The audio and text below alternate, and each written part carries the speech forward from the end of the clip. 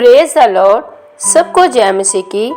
मेरे भाई बहनों, आज हम परमेश्वर के एक दास अपोस्टल अंकित साजवान जी की दिल को छूने वाली गवाही को सुनते हैं, जिसमें उन्होंने बताया कि जब मैंने यीशु मसीह का इनकार किया।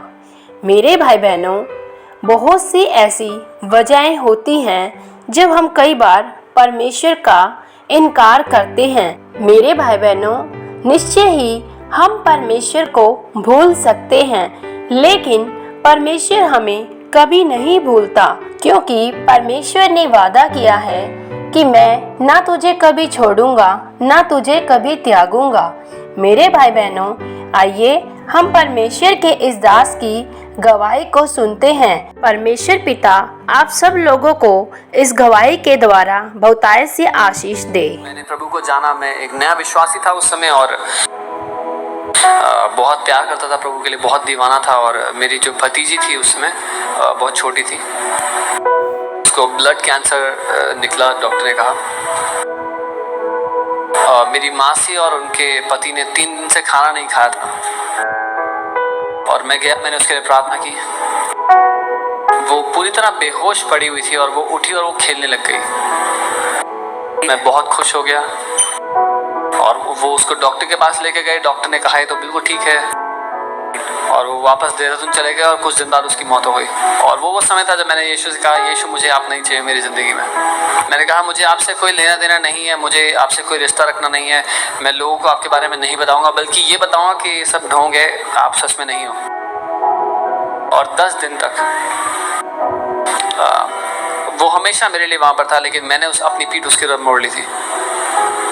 10 दिन मुझे अभी भी याद है, वो 10 दिन, क्योंकि मैं नरक में जी रहा था जिंदा होते हुए। और हर बार मैं उसको सुनता, उसकी आवाज़ को सुनता मुझे बुलाते हुए।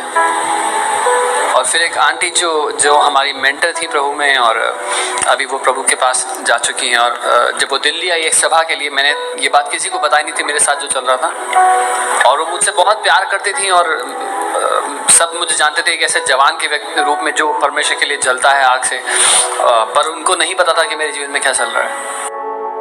और वो प्रचार कर रही थी, जहाँ पर सभा चल रही थी मैं बिल्कुल पीछे, बिल्कुल अंत में दरवाजे के पास था। मैं उस सभा का हिस्सा होना तो नहीं चाहता था, लेकिन क्योंकि मैं उनका आदर करता था इसलिए मैं वहाँ चला गया। और उनको कोई अंदाजा नहीं था मेरे जीवन में जो चल रहा है उसके बारे में। और वो प्रचार कर रही थी एक आग से भरा हुआ संदेश, और उस संदेश के बीच में वो रुक गई और फूट फूट कर रोने लग गई, और वो भविष्यवाणी करने लगी। और परमेश्वर मुझसे बात कर रहे थे उनके द्वारा, और उन्होंने कहा मेरे बेटे वापस आ जाओ। कई बातें हैं जो तू इस समय नहीं समझता, लेकिन मैं तुझसे प्यार करता हूँ, इस बात पे कभी संदेह मत करना। पिता मुझसे विनती कर रहा था, और वो दिन था जब अपने घुटनों पर आ गया। और मैंने कहा पिता, हो सकता है मैं कभी ना समझूं कि क्यों कई बातें दुनिया में होती हैं, क्यों बुराई होती है, लेकिन मैं कभी भी आपकी भलाई पर दोबारा उंगली नहीं उठाऊंगा। और उस दिन मैंने पिता के दिल को देखा, कैसे वो उस तड़प के साथ वो भीख मांग सकता है कि वापस हम घर आ जाएं। जैसे आपका बेटा है, आपकी बेटी, वो आपको छोड़ के जाना चाहते हैं और माँ बाप भीख मांग रहे हैं। और मैं प्रार्थना करता हूँ कि हम सच में पिता के दिल का अनुभव कर पाएं। मैं ये नहीं कह रहा कि जिंदगी फूलों से भरी हुई राह है, लेकिन मैं ये कह रहा हूँ कि इस बात पर मेरी नींव गड़ी हुई है कि मैं कभी भी तेरी भलाई पर पिता उंगली नहीं उठाऊंगा। और मैं इसीलिए बात बता रहा हूँ क्योंकि कई लोग मुझे देखते हैं, बोलते हैं कि आप तो बहुत विश्वास करने वाले व्यक्ति हैं। और मैं बता रहा हूँ कि मैंने उसका इनकार किया था, लेकिन उसने कभी मेरा इनकार नहीं किया, और वो ना ही कभी आपका इनकार करेगा।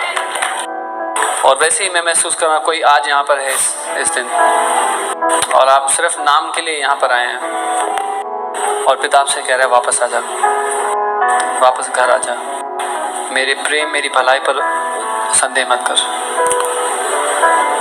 हो सकता है हम कभी ना समझे बहुत सारी बातें, लेकिन यीशु ने अपने प्रेम को प्रकट किया। जब हम पापी ही थे वो हमारे लिए मर गया।